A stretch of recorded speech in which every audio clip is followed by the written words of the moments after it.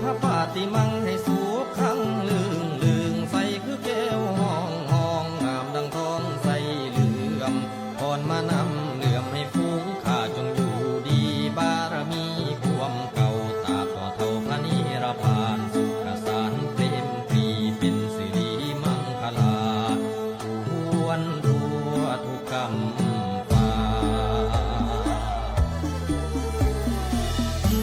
ขอแห่งบารมีคุณพระศรีพระชินบรขอ